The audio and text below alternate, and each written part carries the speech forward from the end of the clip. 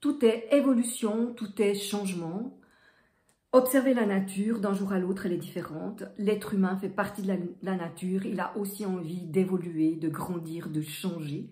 C'est ce qui nous amène à poser des résolutions en début d'année.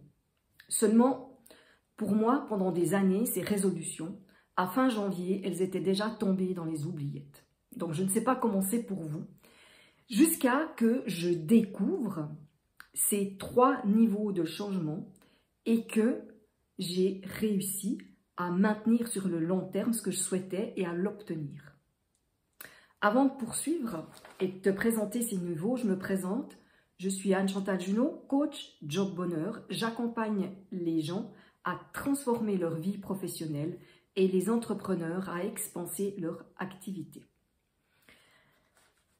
Alors, quels sont ces 3 niveaux? Peut-être avant de te les expliquer, je te rappelle que la semaine dernière, j'ai fait une vidéo où je donne 2 clés qui vont déjà te permettre de te donner plus de chances d'apporter les changements que tu souhaites.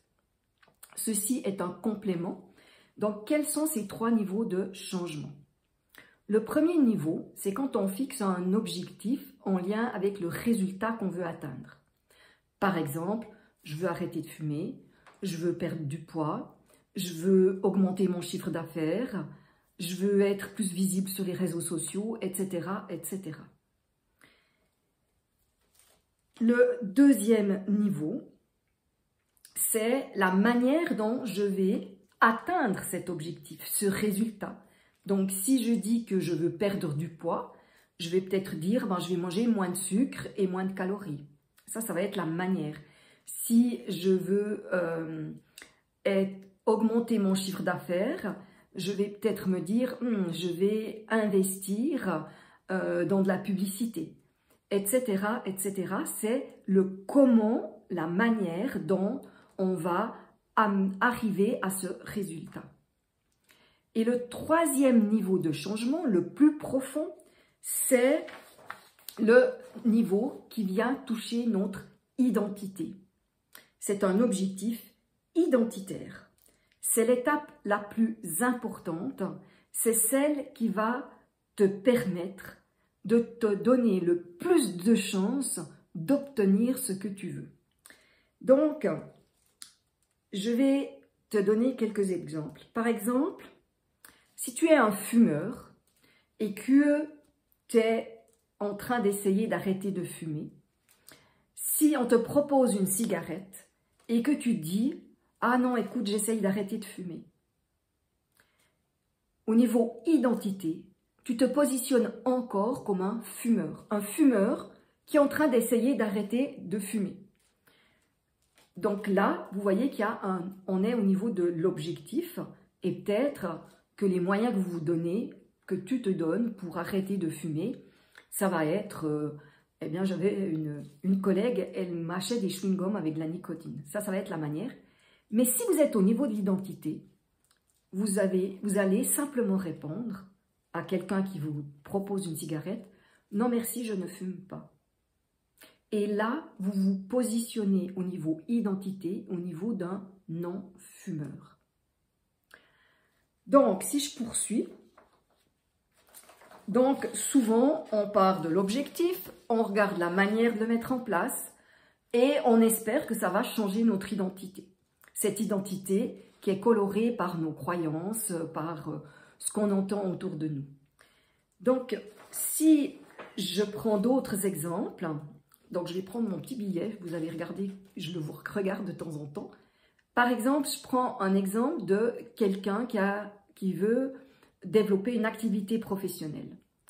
Son objectif, au niveau résultat, elle veut aider les personnes qui ont fait des burn-out. Si je vais au deuxième niveau, dans la manière, dans le moyen que je vais utiliser, je vais dire je vais utiliser l'hypnose. Et si je vais au niveau de l'identité, je vais dire je suis hypnothérapeute spécialisée dans l'accompagnement du burn-out. Est-ce que vous sentez la différence? Par exemple, l'objectif n'est pas de lire un livre, mais de devenir un lecteur.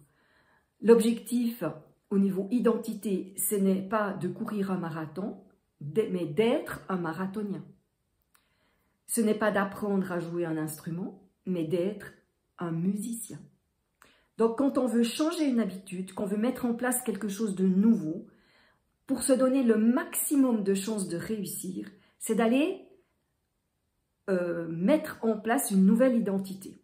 Alors vous allez me dire, oh, bon, c'est pas facile, hein, une nouvelle identité, si ça fait 20 ans que je fume, me présenter comme un non-fumeur. Donc, ce qui est important, c'est de définir, de décider quel genre de personne vous voulez devenir. C'est ni quoi, ni comment, mais qui je veux être.